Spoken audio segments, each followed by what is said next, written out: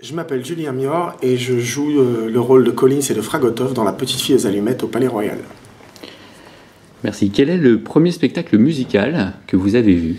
Alors c'était un opéra, c'était Carmen de Bizet, dans le sud de la France, pour une petite compagnie qui s'appelait Arcanto. Voilà. Très bien.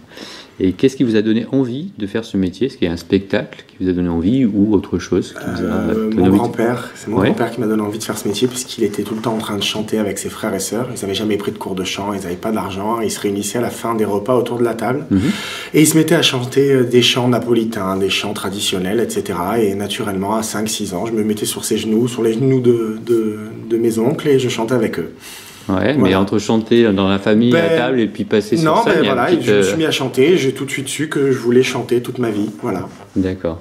Il n'y a pas eu besoin de plus en fait. D'accord. Est-ce qu'il y a un spectacle musical que vous avez préféré? Que j'ai préféré Un de vos préférés? Carmen de Bizet, parce que c'est aussi celui où j'ai eu pour la première fois un petit rôle. Et j'aimais bien Notre-Dame de Paris quand j'étais plus jeune. Voilà. Ok. Qu'est-ce qui vous plaît le plus dans ces deux spectacles?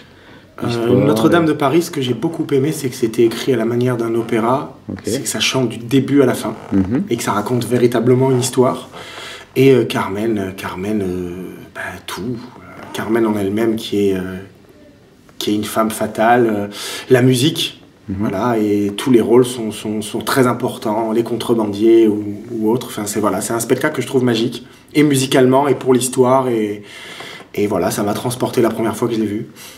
D'accord, et quel est le premier rôle donc, que vous avez interprété? Les Remendado dans Carmen, un contrebandier. D'accord, voilà. Donc c'est aussi avec cette même compagnie. C'est toujours le spectacle que vous avez vu. Oui, toujours, c'était un spectacle sur lequel j'ai... pour vous qui a été marquant. Voilà, sur lequel j'ai craqué, et puis la même compagnie... m'a engagé quelques années plus tard pour jouer le rôle d'un des contrebandiers. D'accord.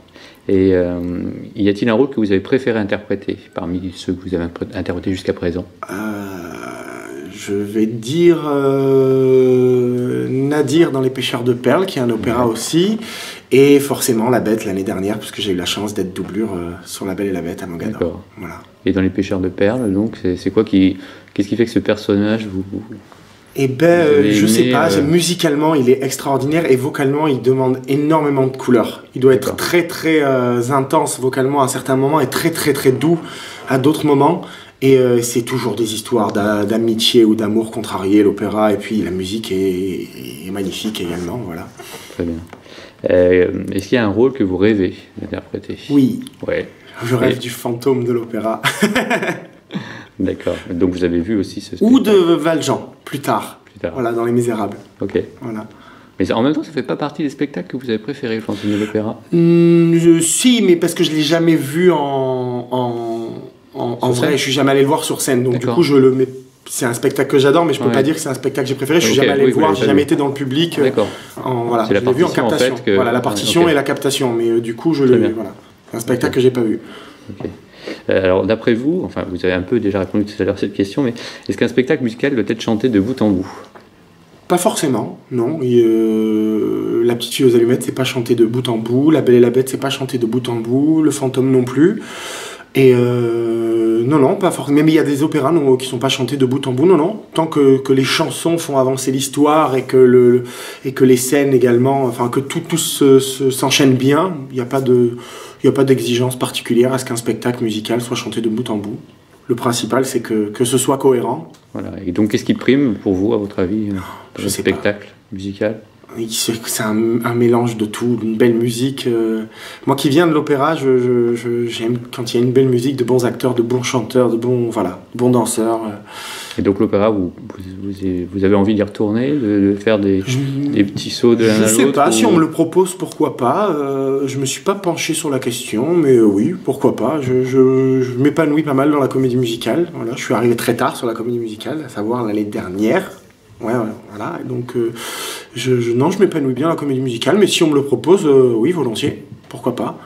Okay. Est-ce que vous auriez une anecdote à nous raconter? Quelque chose qui vous est arrivé sur scène ou... Sur scène, ou aux alentours, enfin, l'année dernière, dans La Belle et la Bête, on jouait le dimanche matin. Et donc, c'était un matin où je jouais la Bête. Et on nous servait un gros petit déjeuner parce qu'on arrivait très tôt. Et il y avait une pâte à tartiner très connue, et j'ai mangé à l'entracte un morceau de brioche avec de la pâte à tartiner, et Belle, pendant un moment où les micros étaient coupés, m'a dit « il te reste de la pâte à tartiner sur une des dents de la bête ». Voilà. Personne l'a vu, mais moi ça m'avait fait de beaucoup. loin, non, je pense pas. Voilà. Ok, pour finir, si vous avez un message à faire passer au public, aux gens qui... Eh bien, venez au théâtre, ça vous permettra toujours de passer un très bon moment, de vous détendre et de rêver aussi. Voilà. Très bien, merci Julien. Merci beaucoup.